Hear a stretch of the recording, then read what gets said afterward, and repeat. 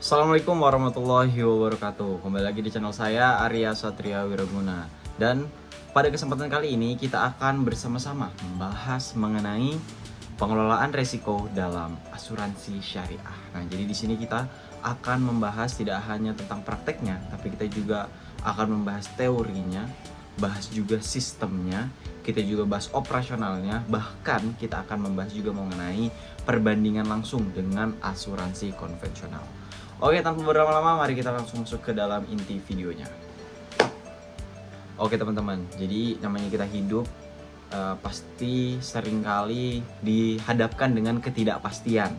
Misalkan terjadi kecelakaan, atau mungkin kita mengalami musibah, atau kita juga nggak tahu kapan kita sehat, kapan kita sakit. Dan apapun itulah yang bisa memberikan kerugian ke diri kita ataupun bahkan ke usaha kita. Nah, maka dari itu kita butuh yang namanya sebuah proteksi, teman-teman. Nah, proteksi itu sebagai umat muslim juga, proteksi itu harus sesuai dengan syariah. Karena apa? Karena ya yang syariah itu adalah menandakan kita sebagai umat muslim yang taat dengan aturannya. Nah, di sini asuransi syariah akhirnya hadir bukan sekedar sebagai jasa keuangan, tapi juga sebagai wujud nyata dari ta'awun atau tolong menolong dalam sebuah kebaikan.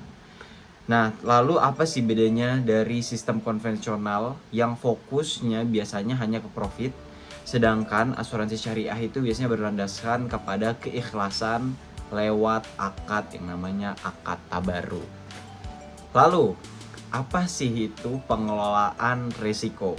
So, pengelolaan risiko itu simpelnya kita bisa dengan cara mengenali, kemudian menganalisis, dan mengendalikan risiko biar bikin kita nggak terlalu bangkrut banget, supaya ketika hal buruk terjadi kita nggak bangkrut-bangkrut banget gitu teman-teman. Nah, di asuransi syariah sendiri itu memiliki prinsip yang sedikit berbeda sebenarnya dengan konvensional. Karena resiko itu bukan tentang komoditas dan gak boleh diperjualbelikan. Makanya semua peserta harus saling membantu dengan kontribusi dana yang disebut dengan dana tabarru.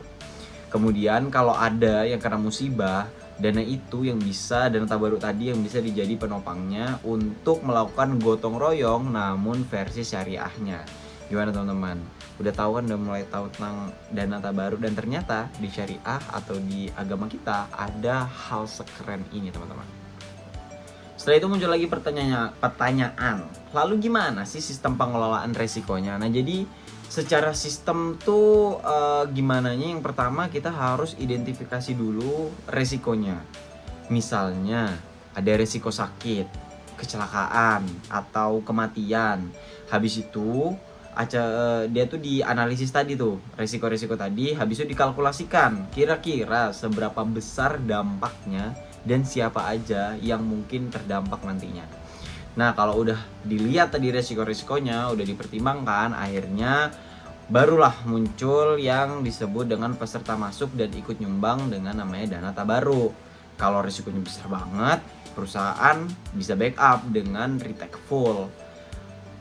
Atau misalkan asuransi syariah atau reasuransi syariah. Nah, supaya risiko nggak numpuk di awal, ada proses yang disebut dengan underwriting, yaitu seleksi awal peserta untuk menentukan apakah memang peserta ini layak atau cocok untuk mendapatkan dana ini, atau besarannya seperti apa gitu.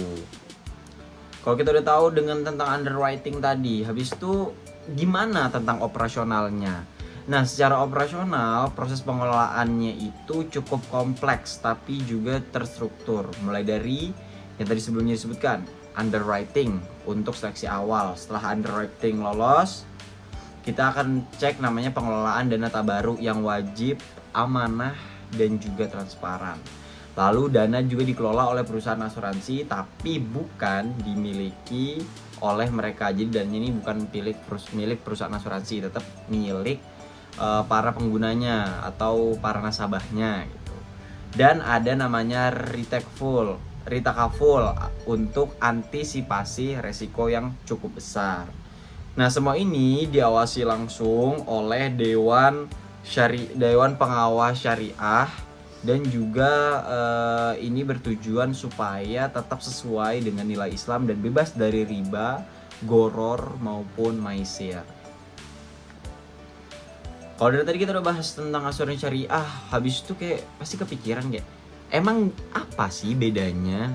Gimana sih perbedaannya dengan asuransi konvensional? Nah, disitulah ada resiko seolah dijual ke perusahaan. Nah, kalau konvensional itu kayak ada resiko seolah dijual ke perusahaan.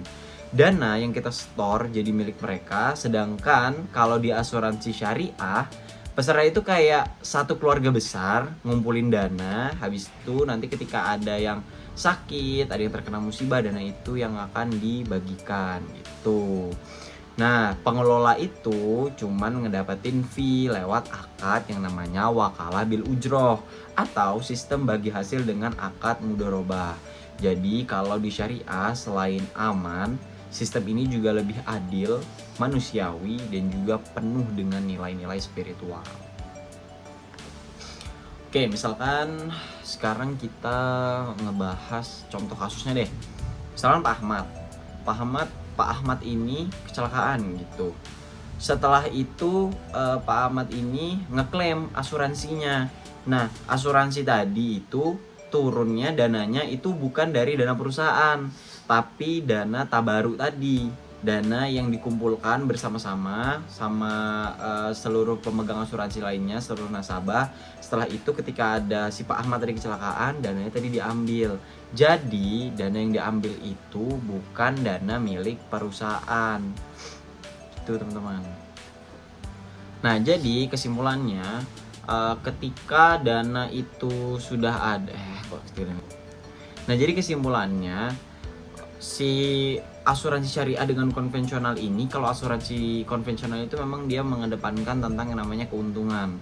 Sedangkan asuransi syariah ini lebih mengedepankan tentang bagaimana caranya bekerja sama atau saling bahu-membahu dan tolong-menolong sesuai dengan prinsip Islam.